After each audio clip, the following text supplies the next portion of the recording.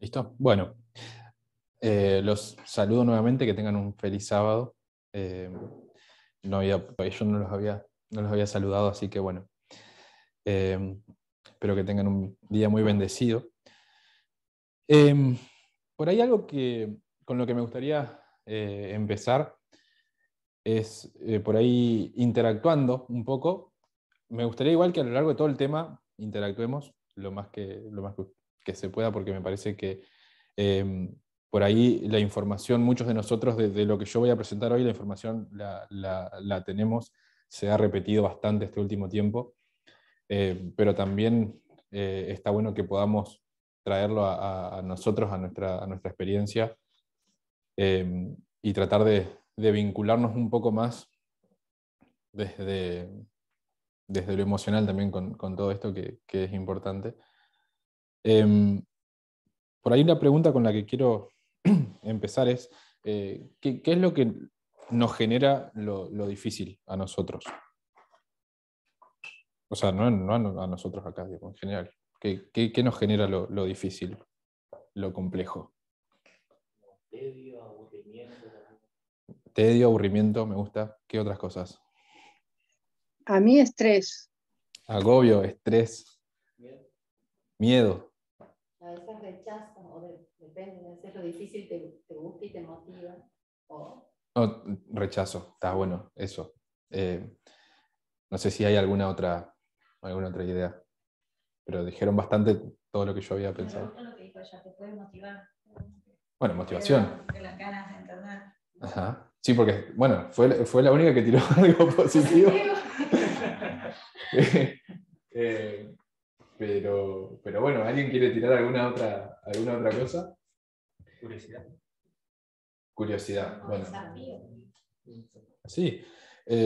Bueno, es interesante porque por ahí yo personalmente me he sentido este último tiempo más identificado con todo lo primero que dijimos. El estrés, y esto del rechazo que dijo Marilyn, a mí me toca especialmente, porque es como, no sé, al ir cargado de tantas cuestiones, todo lo que estamos estudiando, es feo decirlo y es feo sentirlo. Y creo que desde ahí quiero partir, porque esto es algo muy, muy personal para mí y no sé si será para muchos de ustedes, pero a veces he pasado por momentos que justamente lo difícil, lo complejo me ha generado eso de decir, bueno, no, ya está, no quiero, no voy a invertir mi tiempo en esto porque me genera malestar, me genera, como decía Toto, tal vez un poco de tedio, me genera miedo también, inseguridad. Así que bueno, partiendo de ahí, quería abrir el tema con eso porque me parece que resume un poco lo que muchos de nosotros sentimos. Y ojalá que al final del tema podamos, no sé, por lo menos yo me gustaría motivarme. Me gustaría por ahí renovar esa curiosidad. Eh, Así que, y otras cosas positivas que ustedes pueden estar pensando. Vamos a empezar con Daniel 11:41. Así que es un texto que lo hemos leído muchísimo, pero el que lo tenga y quiera leerlo, por favor, siéntase libre. 11:41. Ujú. Entrará a la tierra gloriosa y muchas provincias caerán, mas éstas escaparán de su mano, Edom y Moab, y la mayoría de los hijos de Amón. Bueno, ¿de qué otra manera leemos este texto? Porque ahí vos dijiste que van a caer muchas provincias, ¿no? ¿De qué otra manera está traducido ese versículo? Muchos, Muchos realidad. caerán. Entonces, bueno, ese es un tema que lo voy a anotar acá arriba, no es el título del tema de hoy, bueno, podría serlo.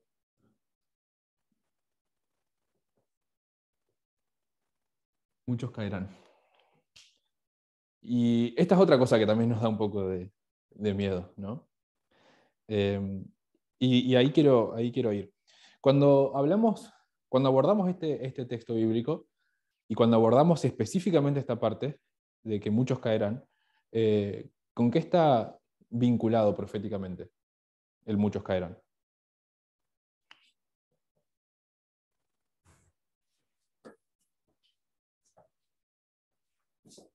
Con la toma de la tierra gloriosa.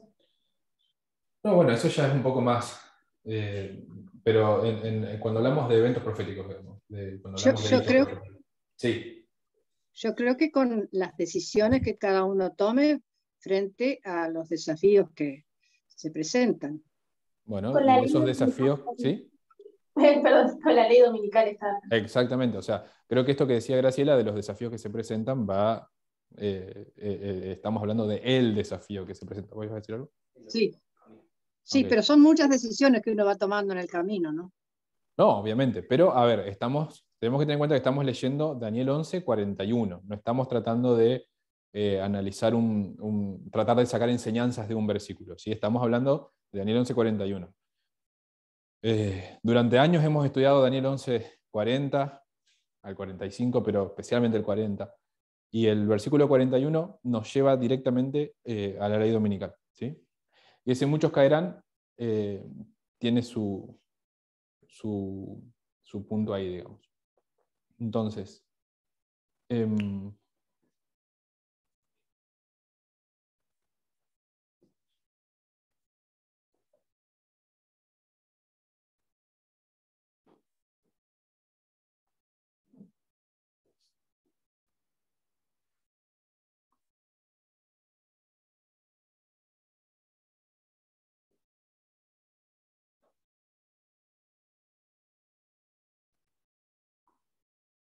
bueno, ahora, esto, yo lo estoy poniendo así, y quiero aclarar, esto es lo simple, esto es lo que hemos estudiado durante muchísimo tiempo. Esto lo hemos estudiado, no sé, de hace 4 años para atrás hemos estudiado esto, ¿sí? Muchos caerán, ley dominical. Esto es lo simple.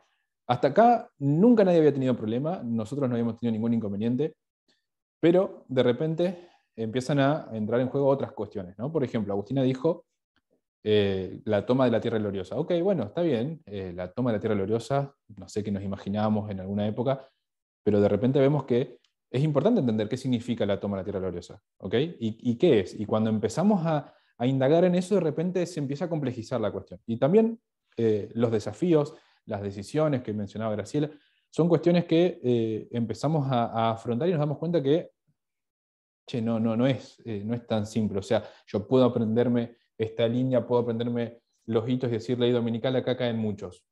Bárbaro. ¿Y entonces qué?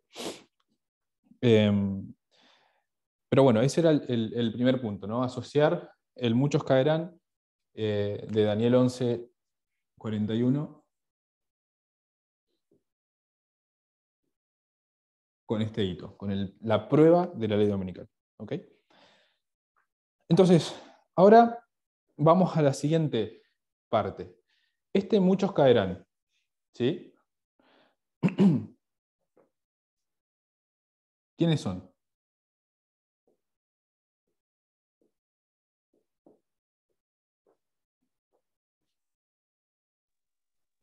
De los 144.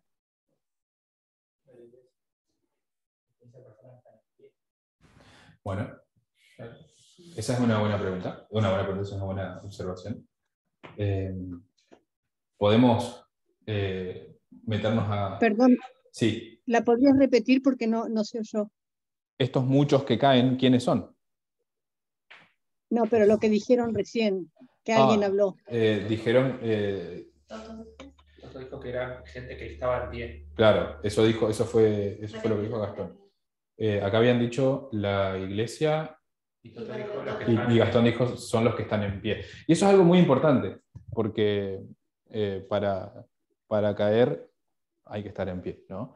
Hay un versículo que dice, 7 veces cae el justo, más vuelve a levantarse, ¿no? Y eso es interesante entender cuando aplicamos ese versículo, está bueno darse cuenta que estamos hablando del justo, ¿no? Y acá estamos hablando de personas que están en pie. Entonces, ahora, voy a otra pregunta. ¿qué significa estar en pie?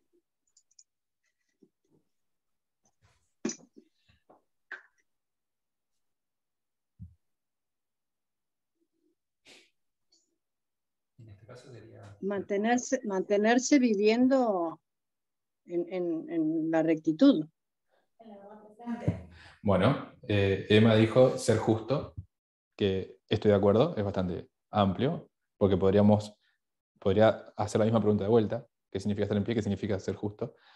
Agustina fue un poco más específica, firme en la verdad presente, ¿no? Y creo que va más, no más por ese lado, pero es ahí a donde quería llegar, digamos, ¿no?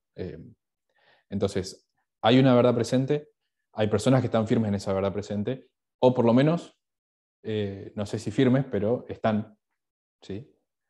Acompañan esa verdad presente, adhieren, ¿sí?, a esa verdad presente. No son personas que creen, por ejemplo, que la ley dominical va a tener que ver con un conflicto entre el sábado y el domingo, ¿sí? Quiero ser claro con eso. Por ejemplo, esos muchos que caen no van a caer porque pensaban que era un conflicto entre el sábado y el domingo y resulta que al final no es, ¿sí? Son personas que entienden que por la dispensación en la que estamos, por el punto en la historia en el que estamos, la ley dominical como hito no está relacionado con eso. Y no solo eso, sino que son personas que saben con qué está relacionado la ley dominical, ¿sí? Y no vamos a entrar mucho en detalle en eso hoy porque no es el objetivo. Pero a lo que voy es que eso de muchos caerán, que son personas que están en pie, y eso estar en pie tiene que ver con cierto conocimiento, cierta adherencia a ciertas doctrinas, verdades, ¿no? Entonces, ahora quiero que me digan, ¿qué es lo que los hace caer? Entonces,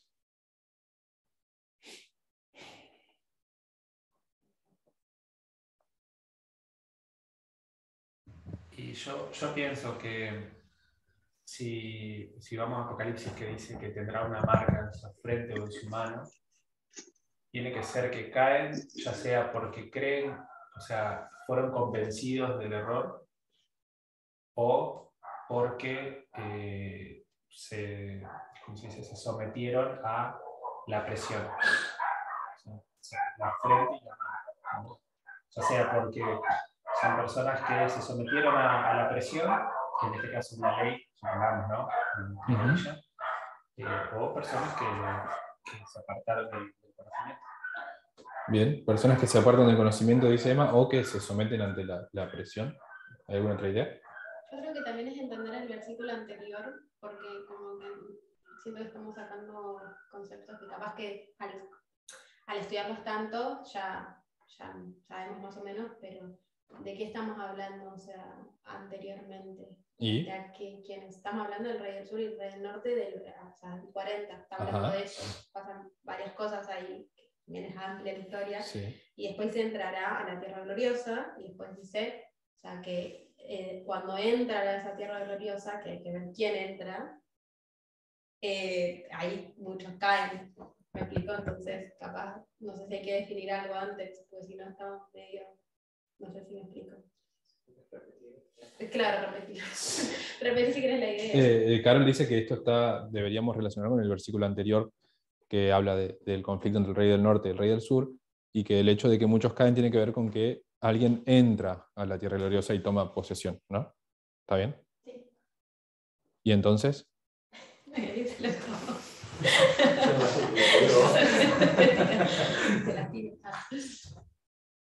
No, a ver, es que... No sé si vas a para ese lado por eso.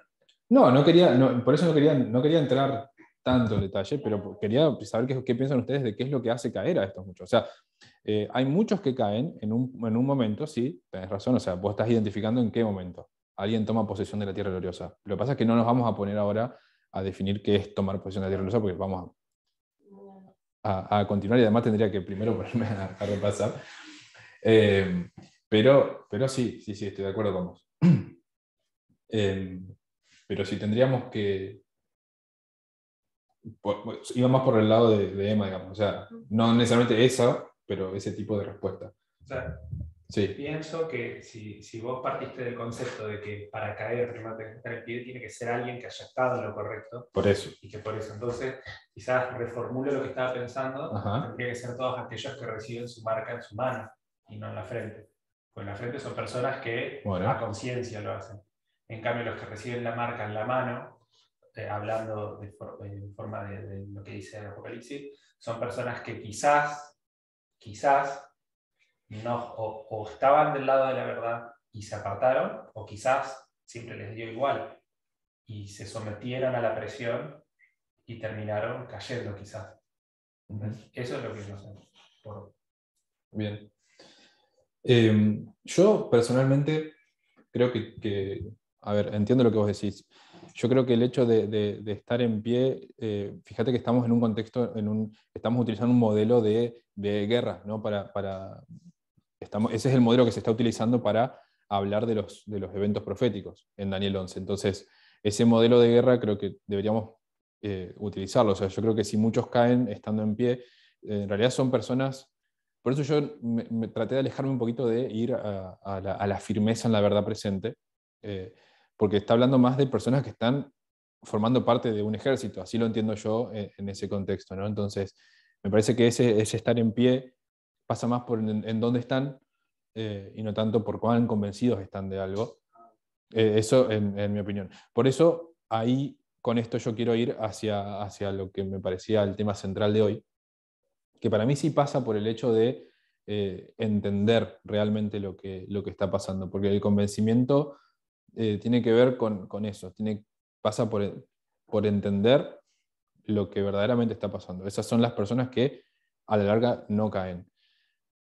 Pensaba, se me venía a la mente cuando estaba preparando esto, la historia de las 10 vírgenes, no la historia de la que contó Jesús, sino la aplicación que hace Ellen White de esto, ¿no? Y ella habla de las 5 vírgenes insensatas, y ella cuenta que la razón por la que estas vírgenes cayeron, está bien, no tenían aceite suficiente, pero ¿por qué no tenían aceite suficiente? Y ella dice, es porque ellas se habían apoyado en la fe de sus hermanas. Estaban todas juntas, todas sabían que venía el esposo. ¿Sí? Eso traducido a esa época eran todos mileritas, todos sabían que Cristo venía, todos estaban esperando ese momento. Todas salieron a recibir al esposo, y el tema es que cuando vino la demora, ahí empezó el tema, ¿no? Empezó el tema porque decíamos, bueno, a ver, ¿por qué se demora? Y en la demora se empieza a acabar el aceite, y ese aceite tenía que ver con justamente esto que estamos hablando. Entonces, de repente llega un punto en el que ya no me puedo apoyar en la fe de mis hermanos, ya no puedo acompañar un ejército simplemente por acompañarlo, sino que yo tengo que internalizar todo, ¿sí? Y ahí es donde entra este tema. Yo quiero por ahí hacer una pregunta. Luis, Sí. perdón. Mica dice que no tenían una comprensión del hito real y personal de la verdad, entonces no hay capacidad de soportar los cambios. Eso, no hay capacidad de soportar los cambios, exactamente. Me gusta eso, Mica. ¿Con qué asociamos la ley dominical? Nosotros. O sea, en general, ¿con qué se asocia la ley dominical? ¿Como símbolo o...? Sí, o sea, lo que se les venga a la mente. Bueno, una prueba. Visión. Sábado, domingo. ¿Qué dijiste? Unión, iglesia y División. Estado. Mica dice unión, iglesia y Estado. Bien. División, Sexismo. separación. Yo lo asocio con sexismo. Separación. Identidad de género. ¿Qué dijeron, Esteban? Bueno, Carito dijo sexismo y acá dijeron identidad de género. Ok, bueno, pero se dan cuenta lo que estoy haciendo, ¿no? Yo lo estoy haciendo sin preguntarle a ustedes, pero...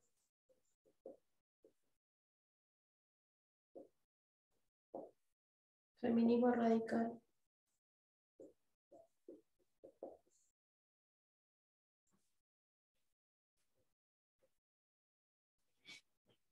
¿Algo más? Bueno, homosexualidad, racismo. Ok. ¿Y algo más clásico? Nacionalismo. Bueno, sí, esto podríamos ponerlo acá. Dos fuentes de información.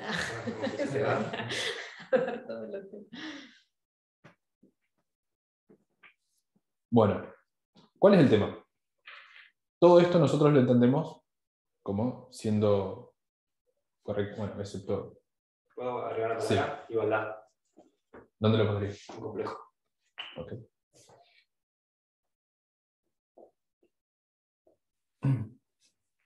Yo creo que había anotado alguna otra por las dudas, a ver si se me...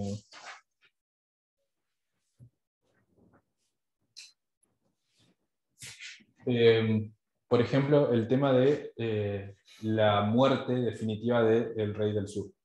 ¿Dónde lo pondría? Y bueno, la ves claramente en el concepto básico de la vida musical, así que tenés que ponerlo en el complejo. Yo lo pondría en simple porque, Sí. porque tenemos la descripción profética, pero no sabemos cómo bien se ve. Claro. Exacto. Coincide, en ese sentido coincide. Claro, es la literalidad. Claro. ¿Algo más? Bueno, ¿cuál es el tema? El tema es que si nosotros nos quedamos con esto solamente, ¿qué es lo que estamos esperando? ¿Sí? ¿Cuál es nuestra expectativa si solamente tenemos esto? ¿Sí?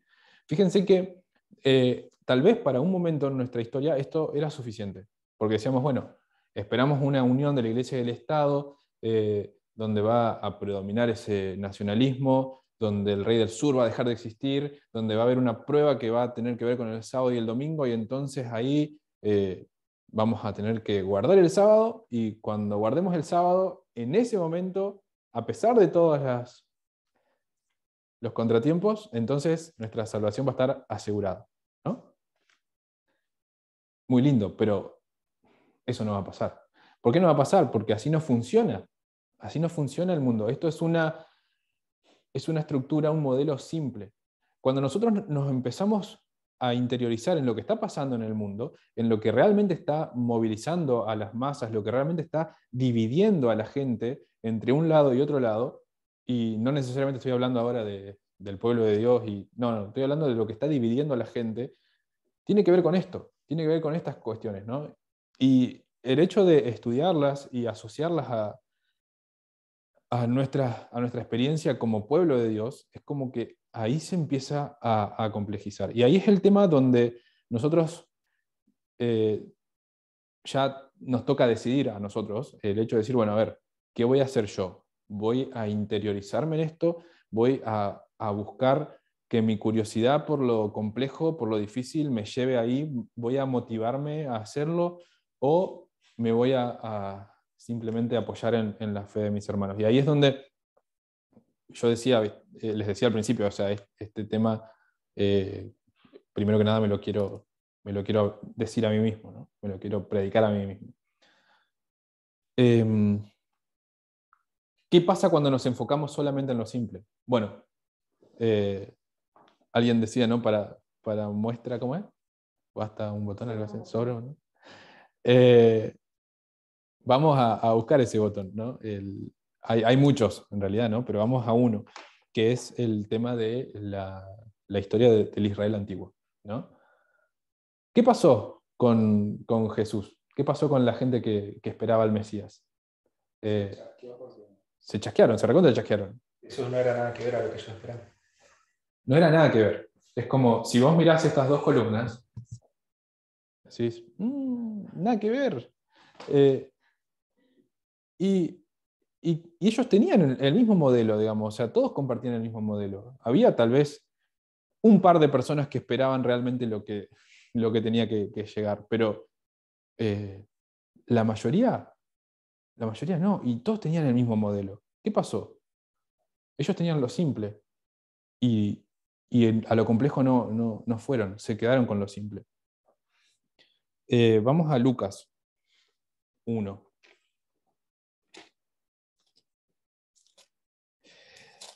Y quiero decir que el hecho de que el modelo sea simple, ¿sí? El hecho de que... ¿Por qué era simple? O sea, ¿en qué consistía la historia de Israel? O sea, ellos fueron elegidos por Dios, salieron de Egipto, cruzaron el Mar Rojo, murieron miles de egipcios en el Mar Rojo, entraron a Canaán, conquistaron a un montón de naciones, tomaron posesión de la tierra y después empezaron a tener problemas. A veces los dominaban los filisteos, a veces otros, a veces ellos volvían a estar en el poder, a veces no, y así de repente terminaron cautivos en Babilonia, después volvieron de Babilonia, pero quedaron bajo el yugo de los distintos reinos que estuvieron hasta que quedan bajo el yugo romano. Y esa es la historia. Entonces, cuando ellos leían el Antiguo Testamento y veían que venía un Mesías, incluso Moisés había dicho, profetas les levantaré en medio de vosotros, como les levantará en medio de vosotros, como yo, decía Moisés, a él oiréis. Entonces, claro, ellos esperaban un Moisés que haga lo mismo, ¿no? Que los saque del Egipto de ese momento. Esperaban al que se iba a sentar en el trono de David, esperaban, o sea, tenían el modelo, la profecía estaba, la parábola estaba, o sea, va a venir alguien que se va a sentar en el trono de David, va a venir alguien que los va a rescatar de sus enemigos, va a venir alguien que los va a liberar. Bueno, ok, va a venir el conflicto del sábado y el domingo, va a venir esa prueba, se va a unir la iglesia con el Estado, ya está, listo, fácil, ¿no? Y llega Jesús, y Jesús se parecía mucho más a esto, ¿no? Entonces, ahí es donde empieza la complicación. Y fíjense que es tan complicado que hay un momento, que es el que quiero que leamos, que está a partir del versículo 67 del capítulo 1. Fíjense cómo empieza el versículo 67. Dice, y Zacarías, su padre, estamos hablando del padre de Juan el Bautista, ¿no? Fue lleno del Espíritu Santo y profetizó. ¿Okay? Estamos hablando ya no es una profecía de Isaías, de Jeremías, de Daniel. Estamos hablando de que alguien está lleno del Espíritu Santo y profetizando en el año 4 a.C. ¿Y qué es lo que dice? ¿Alguien quiere leer hasta el final del capítulo? Y Zacarías, su padre, fue lleno del Espíritu Santo y profetizó diciendo, bendito el Señor Dios de Israel, que ha visitado y redimido a su pueblo, y nos levantó un poderoso Salvador en la casa de David, su siervo. ¿Hasta cuándo era? Hasta que termine. Como habló por boca de sus santos profetas que fueron desde el principio, salvación de nuestros enemigos y de la mano de todos los que nos aborrecieron, para hacer misericordia con nuestros padres y acordarse de su santo pacto, del juramento que hizo Abraham, nuestro padre, que nos había de conceder, que librados de nuestros enemigos sin temor le serviríamos, en santidad y en justicia delante de él todos nuestros días. Y tú, niño, profeta del Altísimo, serás llamado, porque irás delante de la presencia del Señor para preparar sus caminos, para dar conocimiento y salvación a su pueblo, para perdón de sus pecados, por la entrañable misericordia de nuestro Dios, con que nos visitó desde lo alto la aurora, para dar luz a los que habitan en tinieblas y en sombras de muerte, para encaminar nuestros pies por camino de paz. Y el niño crecía y se fortalecía en espíritu y estuvo en lugares desiertos hasta el día de su manifestación a Israel. ¿Qué le llama la atención? Claro, es como que si leemos eso con la mentalidad de un israelita, podemos pensar en que viene un rey a librarnos. Ahora, si lo leemos nosotros con el diario del lunes, decimos, todo concuerda con Jesús. Es como que medio ambiguo. Bien. Es que ese era el problema en el deseo de toda la gente, dice Elena, que ese era el problema que tenía el pueblo de Israel antiguo, que malinterpretaban las profecías porque su orgullo los sesgaba. Si se dan cuenta, yo lo que veo, me llama la atención es que, habiendo hecho este ejercicio, veo que el texto va tirando como cosas de ambas columnas. ¿Sí? ¿Se dan cuenta? Se van tirando cosas simples y sí. En las presentaciones de Tess ella decía, ¿no? De repente habla de la liberación de los enemigos y viene Jesús y Jesús pregunta, ¿quién es tu enemigo? ¿No? Y de repente, ok, pará, pero escúchame, el enemigo es claro, o sea, es Roma, ¿entendés? Y no, ¿entendés? O sea, y ahí se empieza a complejizar todo esto. Y ahí es donde me gustó, ¿cómo fue Esteban lo que escribió Mica? Yo te digo, ¿no? ¿Me pregunta? El término que ella... Decía, no tenía una comprensión del hito real y personal de la verdad, entonces no es la capacidad de soportar los cambios. La capacidad de soportar el cambio. Viene Jesús y plantea algo y es como, ¿quién lo va a soportar, ¿no? Nada, esto me llama mucho la atención. Entonces, el peligro de lo simple es justamente que se puede distorsionar. Lo simple se puede distorsionar. Yo puedo agarrar lo simple y interpretar cualquier cosa, ¿sí? O sea, qué sé yo, el cuerno pequeño de Daniel. Hay muchas interpretaciones dentro del cristianismo en general, ¿no? O sea, y la estatua de Daniel, y la bestia del Apocalipsis, o sea, yo agarro y sí, o sea, puedo hacer cualquier cosa. O sea, ahí están los que creen que cuando Estados Unidos le devuelve a Israel la capacidad de ser Estado, ahí se cumplen la profecía de Daniel y se plantea de una manera clara, supuestamente. Hay muchas cosas que cuando yo agarro lo simple, agarro una estructura, y fíjense que cuando estoy hablando de lo simple, estoy hablando incluso de profecías de Daniel, que por ahí alguien diría, las profecías de Daniel son lo complejo de la Biblia, pero no, ¿no? O sea, yo puedo agarrar eso y distorsionarlo a mi gusto, y ese es el peligro de lo simple. Entonces, por ahí lo que quisiera mencionar a continuación, hablando del peligro de lo simple, es que hay ejemplos en la Biblia y en la historia que nos pueden llevar a entender un poquito mejor esto. Por ejemplo, cuando hablamos de, a ver, qué sé yo, de la Reforma Protestante, ¿no? Que era uno de los temas que tocó Tess. La Reforma Protestante vos tenés al bien contra el mal, ¿no? Así nos los plantea la profecía. Y si ustedes leen el Apocalipsis 11, es muy interesante, ¿no? O sea, vemos el bien contra el mal. ¿Y el bien está representado por quiénes? Como protestantes. Uh-huh. Que sería Y por ejemplo, en ese momento. Calvino, Lutero. Bien, y el mal está representado por El catolicismo. el papado, ¿no? Y entonces, está bien, y eso lo hemos aprendido desde chicos nosotros, o sea, el papado va a tomar el control mundial, vamos a tener la marca de la bestia, que es el domingo, punto, simple, ¿sí? Y resulta que no es tan simple. Cuando yo empiezo, a ver, este es el bien y este es el mal, a ver, voy a esa historia, y empiezo a ver a Calvino, por ejemplo, ¿y con qué me encuentro? O que quizás. No, también. Que es un ser mucho más complejo y que tenía errores graves, diríamos. Muy graves. Muy graves, rozando al borde del autoritarismo. Sí, era autoritarismo. Sí, o sea, autoritarismo, un índice de Estado, forzar a la gente a llevar cierta forma de actuar, pero forzado a nivel Estado, digamos. uh-huh. Y después, por ejemplo, voy a una historia más cercana a la guerra civil en Estados Unidos. El norte contra el sur. Según lo que tenemos, y según los escritos de Ellen White, el norte es el bien contra el mal, que es el sur. El sur son los esclavistas, el norte son los abolicionistas. El bien contra el mal. Y cuando yo hago zoom, me encuentro con ¿qué? ¿Qué hay en el norte? También Unión de Estado, también... Concesiones, muchas transigencias. Hay racismo. Muy, muy marcado. Al punto de que la misma línea de White todavía defendía ciertas concepciones racistas para su época, que eran mucho más avanzado de lo que ya se había avanzado, pero al día de hoy no podríamos no considerarla racista. Bien.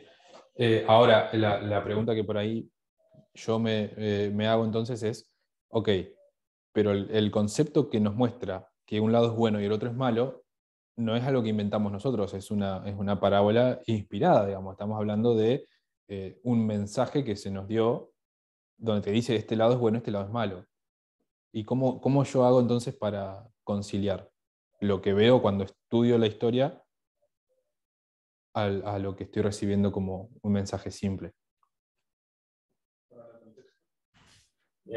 Ponerlo en contexto y también tener en cuenta lo que era el proceso que estaba haciendo Dios en esa época para su pueblo. ¿En qué punto de la restauración por parte de Dios, de su ideal, estás? Eso pensé yo con contexto. Sale más fuerte. Sí, tener en cuenta cuánto realmente cuesta cambiar la mente de una persona y cuánto realmente cuesta que una persona conciba una realidad distinta a la que ve. Eso es lo que estuvimos estudiando sobre cómo funciona la mente humana. Pensamos que lo que vemos es lo único posible y no concebimos que hay cosas o posibilidades que no están en nuestro campo visual, siendo que sí las hay. Entonces, hasta que Dios nos muestra otra cosa, tardamos mucho tiempo en hacer ese. Ajá. Totalmente. Y lo bueno entonces es eso que nosotros tenemos como bueno, es un error nuestro, entonces en tomar ese lado como el lado bueno. No, es lo que Dios pide para nosotros en ese momento. Bien. Yo creo que es como eso de para mí es como una estructura que se va cada vez abriendo más y a la vez se va poniendo más zoom. O sea, si nosotros, por ejemplo, el tema de la iglesia y del Estado, ok, ¿qué iglesia? O sea, pues nosotros en un punto, como capaz adventistas, decimos, bueno, iglesia, catolicismo. Pero después entramos en la Reforma Protestante, en todo lo que es la iglesia o la parte derecha, la iglesia evangélica o todos los problemas en Estados Unidos, y vemos que no es solamente la iglesia católica que tiene su función, sino que hay una iglesia más que tiene que ver con esto de la iglesia y el Estado, que se vuelve cada vez más complejo. Lo mismo con el sexismo, o lo mismo con el feminismo. Nosotros decimos, bueno, no, el feminismo estaba bien, el sexismo está mal, el machismo está mal. Parece muy claro. Es re claro, pero vos entras en el feminismo y vos ves que en el feminismo mismo hay sexismo, hay un feminismo cultural, hay un feminismo liberal. Entonces vos decís, no, hay un feminismo que tiene que ser todavía más complejo y que Dios es el que nos va mostrando. Hasta cierto punto nosotros tenemos que ser, sí, feministas o teníamos que estar desde ese lado. Después nos vamos al liberalismo y no, Dios nos va llevando como no es liberalismo, es feminismo radical. Y dentro del feminismo radical seguramente van a haber cosas más complejas, donde van a haber seguramente concesiones que Dios nos quiere sacar. Es como algo que nos va puliendo y a la vez hay toda una estructura, que eso para mí es lo más maravilloso de todo esto, que Dios nos va guiando mediante la estructura, mediante esa metodología de estudio. O sea, eso simple que vemos en los hitos y que te hacía esas líneas separadas que después se vuelven más complejas, aún así en ese complejo hay toda una estructura que nosotros tenemos que seguir ahondando y profundizando y que no podemos dormirnos, porque cuando nosotros nos dormimos como que ya nos perdimos de lo que vamos recibiendo. Genial, me encantó lo que dijo Carol, o sea, resume bastante a lo que apunto con esto. O sea, hay también incluso, que es otro tema para muchos mucho más delicado, que es el tema derecha e izquierda. Proféticamente, ¿cuál es el lado bueno, la derecha o la izquierda? La izquierda. La izquierda, ¿ok? Bien. Eso tiene una explicación profética, hay un modelo bastante simple. Ahora, cuando yo me meto a la izquierda, que encuentro un montón de cosas a las cuales yo no puedo adherir. Pero ¿qué hago cuando yo no adhiero a esas cosas? Miro un poquito a la derecha y tomo alguna cosita de ahí, me voy corriendo hacia el centro. Voy filtrando. No, hay que ir ahondando en el conocimiento. Sí, voy filtrando. Ok, O por sea, eso estoy vas preguntando. filtrando y enfocás en el hecho de que realmente tu gobierno es de otro mundo. Exacto. Bueno, pero eso es lo que voy. A ver, el modelo simple te plantea un lado bueno y un lado malo. Pero el lado malo es, o sea, el lado bueno, cuando hacemos zoom, tiene sus cosas, ¿no? Ahora, el lado malo es malo, ¿sí? O sea, entonces, eso es lo que por ahí muchas veces no queremos entender. Entonces, bueno. O sea, hay que ir haciendo zoom y profundizando en el lado bueno, por más que tenga las cosas malas, y ir encontrando eso, pero nunca volver al lado malo que ya descartaste. Claro, es que, por ejemplo, hasta 2018, antes de 2018, todo el adventismo, el movimiento, los protestantes, tenían varios puntos importantes en común en cuanto a lo político, por ejemplo, ¿no? O no lo político, en cuanto a... Doctrina, sí. ¿Qué teníamos en común todos en ese momento? Por ejemplo. Estamos todos en la derecha. No, Bueno, sí, ¿no? Estábamos todos en la derecha, ponele, por decirlo así, pero ¿qué otras cosas podrías...? me perdí en el punto en el que estamos. ¿En qué parte de la historia dijiste? ¿De Minerita o No, de 2018 ok. para atrás. Tanto, o sea, el cristianismo en general, incluyéndonos a nosotros, estábamos Sí, en la derecha. La derecha, pero ¿a qué cosas Conservadora. adheríamos? ¿Conservadurismo? ¿Qué otras cosas? ¿En qué otras cosas adheríamos en conjunto con todo? Y estábamos en contra de la homosexualidad. La moralidad, En contra de la ¿no? igualdad. La moralidad, los valores tradicionales. ¿Qué otra cosa sumamente arraigada en el adventismo? Y en el protestantismo también, ¿no? Pero en el adventismo, algo que hemos estudiado mucho, que es el tema de la cabeza de familia, la cabeza del hogar, ¿no? El hombre como cabeza de la familia. Bueno, y la lectura literal también, las lecturas sacadas fuera del contexto. Sí, bueno, el entendimiento de Estados Unidos como la tierra gloriosa, todos estábamos de acuerdo con eso, todos estamos de acuerdo con eso, supuestamente, ¿no? Bueno, muchas cuestiones en las cuales estábamos todos en la misma página y de repente nosotros tuvimos un cambio muy importante. Ese cambio lo va a abordar Esteban en lo que sigue, que va a ser muy, muy interesante y muy importante que lo veamos. Y después de 2018, ya sacando al protestantismo a un costado, ¿qué cosas teníamos en común nosotros y el adventismo en general?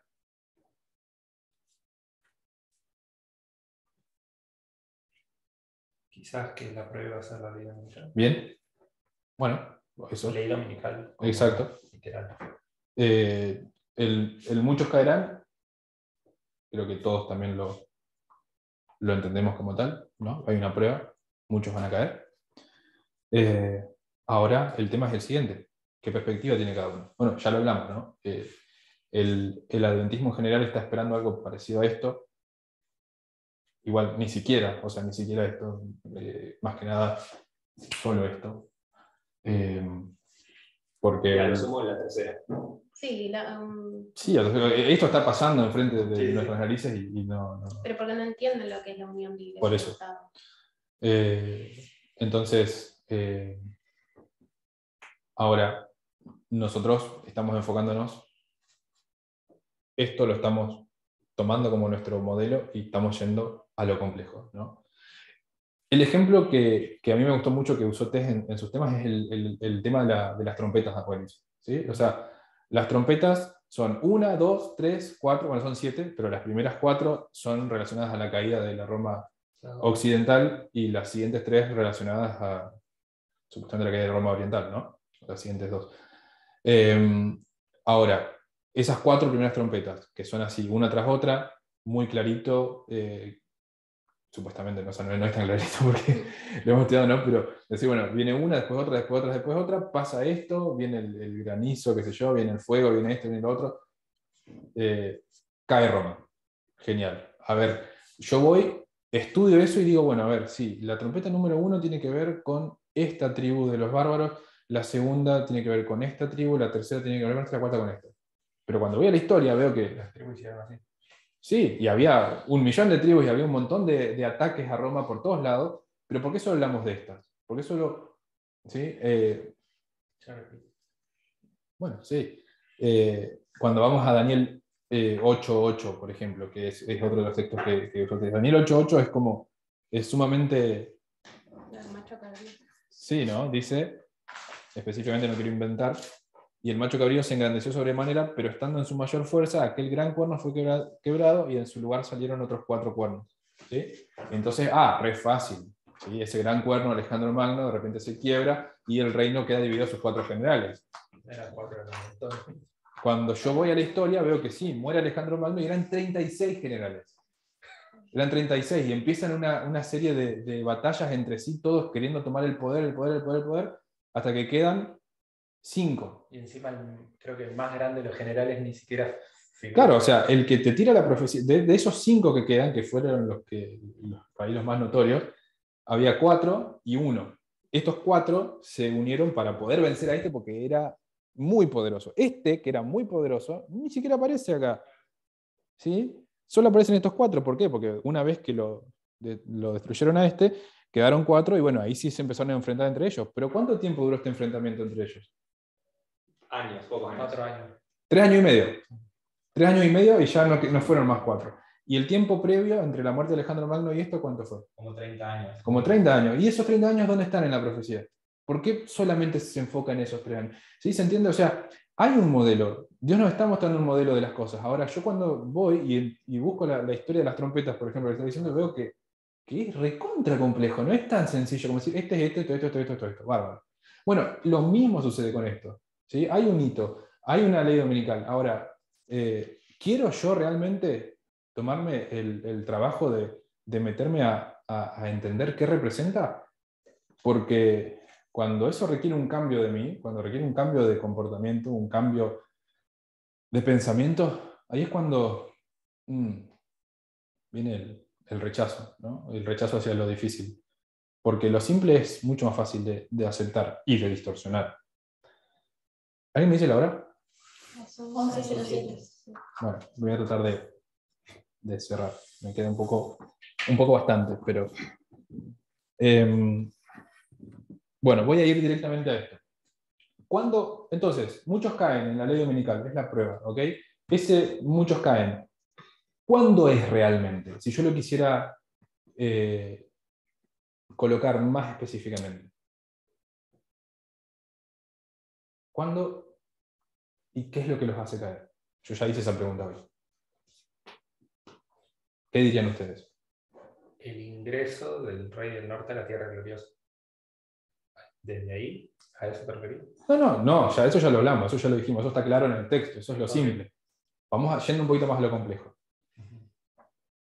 Por ahí capaz es muy vaga la pregunta. Entonces, uno de los temas que estudiamos es el tema del patrón repetitivo. ¿Sí? El patrón repetitivo nos muestra 4 puntos importantes, ¿no? El primero, ¿cuál es? Boston. Concord. Exeter. Y acá viene la prueba. La prueba. Vamos a poner una puertita. ¿Qué pasa acá? ¿Qué pasa en Boston? Tendrá un mensaje. Mensaje. ¿Qué pasa en Concord? Aumento de conocimiento. Aumento de conocimiento. Y formalización. En Exeter viene la formalización del mensaje. ¿Está? Esto es un mensaje muy esperanzador, muy lindo, la gente lo empieza a conocer, empieza a crecer, hasta que viene, en relación a este mensaje, un aumento de conocimiento. Este aumento de conocimiento, cuando uno lo recibe, ¿cómo es? ¿Cómo lo describirían?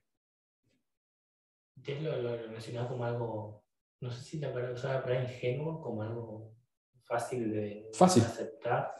Fácil o Simple. simple. ¿Sí? Fácil, nadie cuestiona esto. ¿Sí? Las líneas de reforma. ¡Oh! Qué hermosa. ¡Qué lindo! O sea, ¿se acuerdan cuando estábamos fascinados con las líneas de reforma? Era...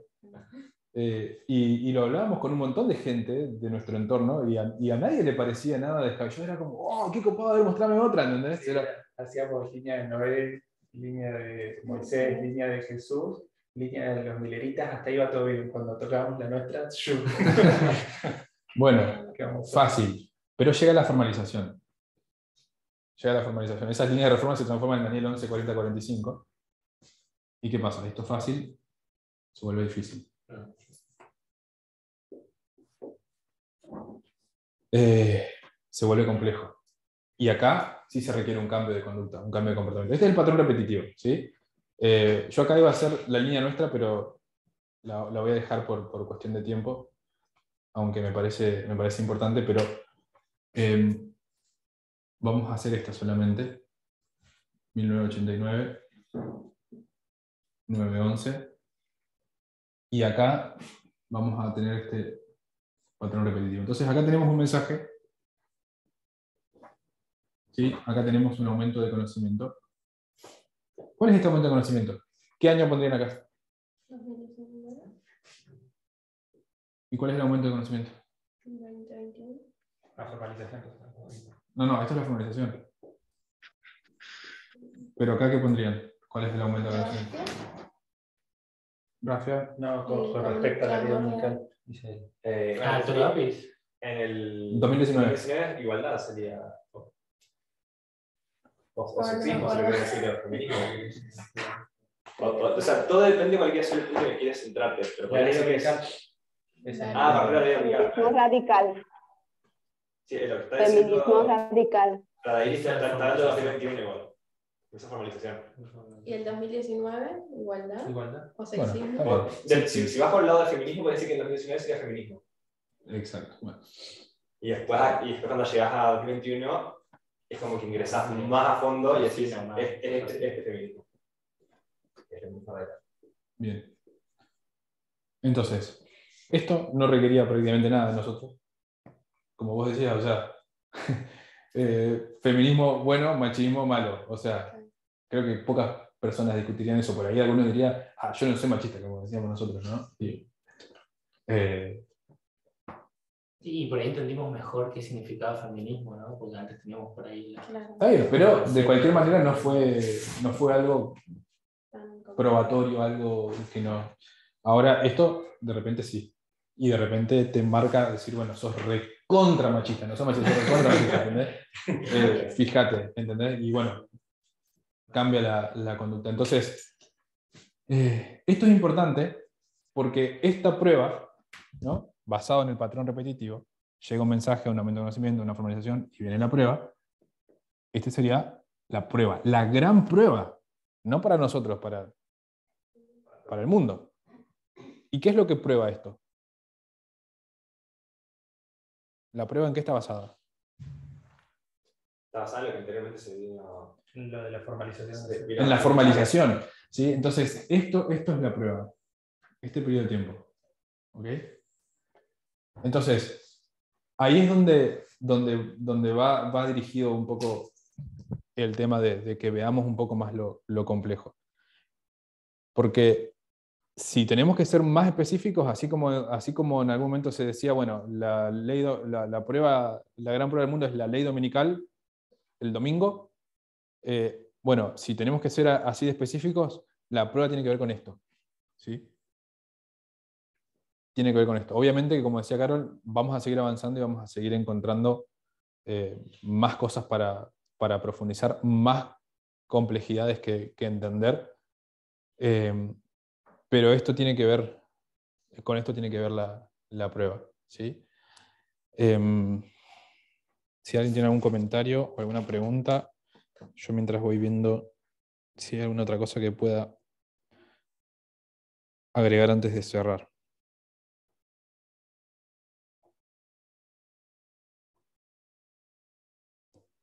Bien.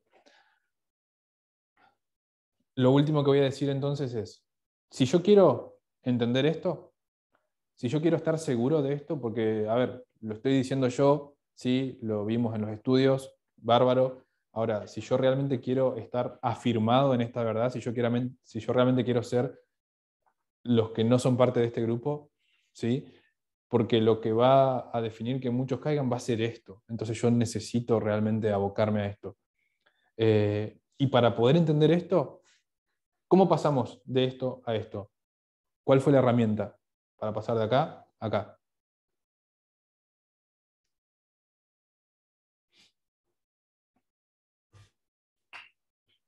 ¿Cuál fue el proceso? ¿Cómo lo describirían? Un refinamiento, un mensaje. Un refinamiento. ¿Y cómo se hizo ese refinamiento? Estudio. Y entonces, ¿qué empezamos a ver? Empezamos a ver que había un montón.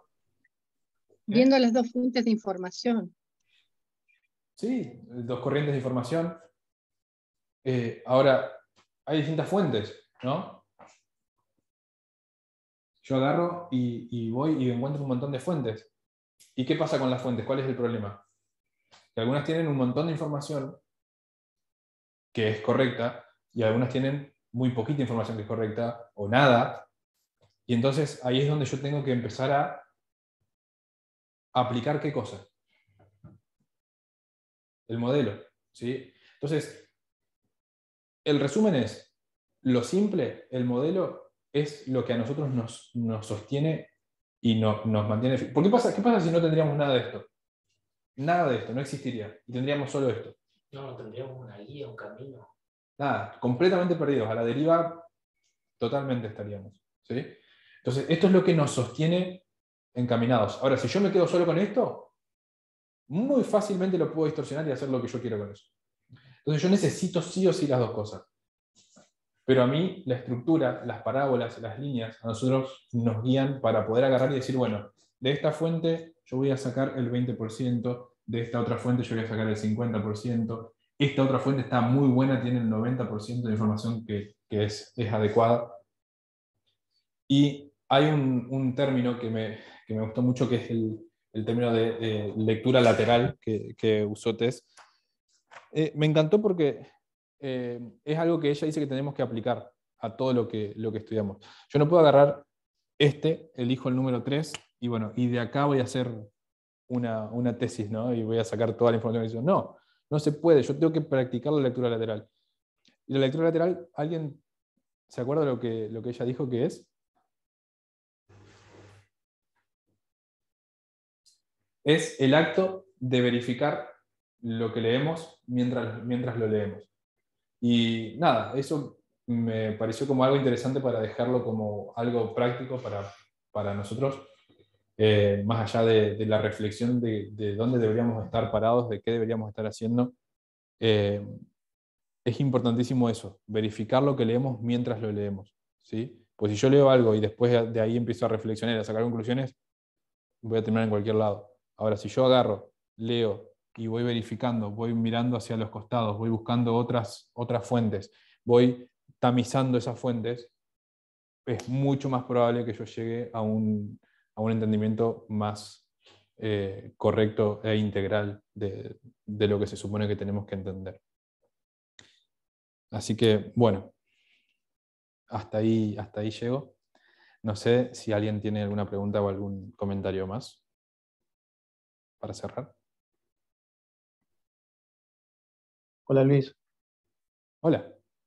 ¿qué tal? En este caso, cuando tú mencionas que en la prueba nosotros tenemos que seguir todo este modelo, cuando Parminder o te sacan un refinamiento más o una ampliación más, ¿no?, de cada tema, vemos que hay muchas personas que malinterpretan quizás. Perdón, que se la ven. Vemos muchas personas que malinterpretan quizás incluso su mismo discernimiento de ellos. ¿A eso te refieres? Que ahí es donde tú personalmente debes aplicar, porque aún con el conocimiento que pueden impartir Tess y Parminer, tú puedes también distorsionar la verdad de esa verdad que ellos sacan, o de esa luz nueva. A ver, no era eso lo que yo estaba apuntando necesariamente. Me parece que justamente lo que estoy apuntando es que a eso que ellos, a esa luz, es a la que nosotros tenemos que abocarnos a entender. ¿Sí? Que creo que ahí es donde estamos errando muchos de nosotros. Por eso yo arranqué hoy preguntando qué es lo que nos genera lo difícil. Y fíjate que todas las primeras respuestas fueron esas: miedo, bodrio, tedio, rechazo, ¿sí? Y ese es el tema, que estamos muchos en esto y muchos estamos supuestamente de pie porque estamos formando parte de un grupo que mantiene ciertas creencias, ciertas verdades, pero la verdad es que cuando se trata de lo difícil, de lo complejo, no nos estamos involucrando. Entonces me parece, por ahí basado en lo que vos estabas planteando, no tanto distorsionar lo que ellos dicen, sino justamente el hecho de prestar atención y profundizar. De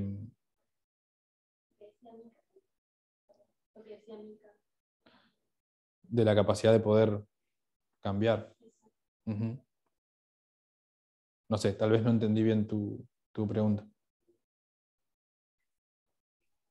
No, sí, ya más o menos. O sea, claro, incluso yo también lo estaba pensando, o sea, la pregunta, ¿no? Es por decir, ¿no?, en el tema de las elecciones, pero pensamos que tenemos que participar activamente, ¿no? Entonces, Claro. tú tienes que votar por alguien. Es izquierda o derecha muchas veces, y pensamos que es izquierda, pero en el caso quizás izquierda no tiene quizás tampoco el mensaje correcto, en este caso, en un presidente o un candidato. Pero tú votas por ella ciegamente porque dices, bueno, presenta lo más común o afín con mi pensamiento ahora, ¿no? Pero quizás tomas una mala elección, aún así. No va a ser una mala elección. No va a ser una mala elección. Si vos ves que los candidatos están posicionados sobre la prueba, sobre el mensaje de la verdad presente, y vos haces ese voto, obviamente que no es el gobierno que vos estás eligiendo para toda la eternidad porque nos vamos a ir al cielo, pero eso no es una mala elección. Deberías hacerlo, hay que ir y hay que votar por esa persona. No es una mala elección. Claro. O sea, me refiero a que tú estudias quizás sus antecedentes, eso lo estuvimos hablando quizás en una clase con Colombia, y ves que tiene quizás cosas muy, digamos, tomadas a la derecha, ¿no? Y quizás solamente es un tema más de campaña a veces. Y al final no tiene todos los medios para poder cumplir las promesas, por decir así, y se mantiene, ¿no? Sí, en la misma posición, pero ¿no? lo que Entonces, sí, sí. solamente quiero aclarar que creo que todas las personas que estamos políticamente activas en la sociedad entendemos que votar por un candidato presidencial no es endorsar absolutamente toda su postura, sino que vemos que es lo que más se alinea con lo que nosotros quisiéramos. Y eso es ser pragmático. El mal mejor.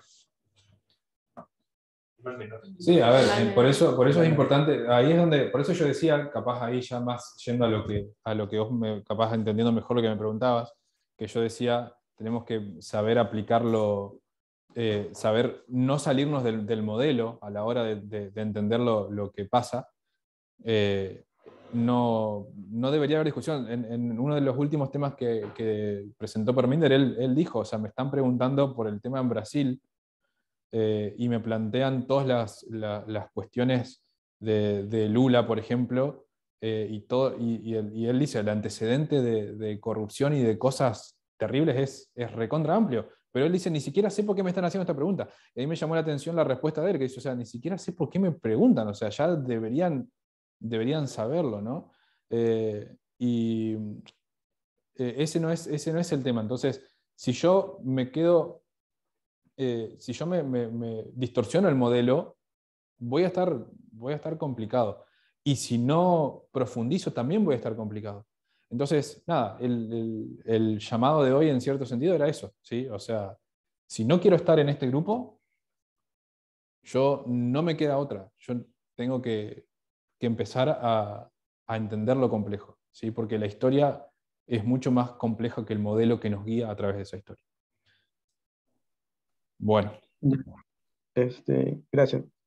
Solamente lo que pasa es que en el tema de esto hay situaciones específicas que justamente se dijeron en unas clases, ¿no? En las cuales, como dice, es más complejo quizás y tiene que ser más detallado para entender quizás, ¿no? El contexto y eso, ¿no? Pero, o sea, claro, está bien lo que han dicho todos, ¿no? Gracias. Lo simple nos ayuda a orientarnos y en este caso nos ayuda a ver por qué candidato deberíamos votar. Lo complejo nos ayuda a darnos cuenta que ese candidato no es perfecto y que no tenemos que endorsar absolutamente toda su postura, sino solamente los puntos esenciales, y nos ayuda a hacer una distinción con respecto a su carácter que nos ayuda a distinguirlo en realidad de lo que Dios quisiera que fuera y el ideal al cual nosotros deberíamos aspirar. Lo simple nos dice acá y lo complejo nos dice, pero fíjate todo esto otro. ¿Y cuál es el ideal real? Es decir, no soy ciego a todos esos problemas. Entender cuál es la prioridad, entendiendo el mensaje de Dios para la época, para este momento. Sí, y otra cosa es que en ese caso particular que vos estás diciendo, tenés que ahondar en el tema profético, no en lo otro. O sea, si vos estás entre dos candidatos y no sabés cuál votar, vos tenés que ahondar en el tema que tiene que ver con la prueba. En este caso sería el tema de la igualdad. Entonces, no podés ponerte a ahondar en temas económicos, en temas morales de otra índole. Tiene que ser ahondar en ese tema. Si vos ahondás en ese tema y encontrás la respuesta, ya sabés a qué candidato tenés que votar. Y en este caso nos referimos particularmente a los derechos reproductivos de las mujeres, por ejemplo. que tiene que ver todo con el sexismo y feminismo. Bien. Gracias por todos los aportes. ¿Oramos para terminar?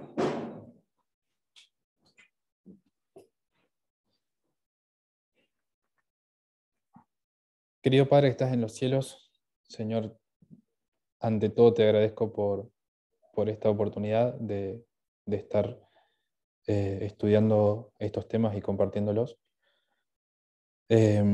Entendemos que estamos en un momento en la historia en la que necesitas sacar de la humanidad a los mejores representantes de tu carácter y queremos estar en ese grupo, Señor. No queremos ser parte del grupo que va a caer. Y entendemos que semejante tarea no involucra nada que sea fácil. Y queremos que nos ayudes a entender esto, a procesarlo y que nos dé, Señor, las fuerzas que por ahí nos están faltando, la energía que por ahí nos está faltando, que podamos tomar decisiones que vayan en pro de esto y que podamos alejarnos de ese miedo, de esa inseguridad, del aburrimiento, del rechazo, de todas las cosas que nos genera lo difícil y que podamos llenarnos de tu espíritu para poder motivarnos, entusiasmarnos y ser curiosos, Señor, con todo lo que todavía tenés en carpeta para enseñarnos. Todo esto lo pido y te agradezco desde ya en el nombre de Jesús. Amén.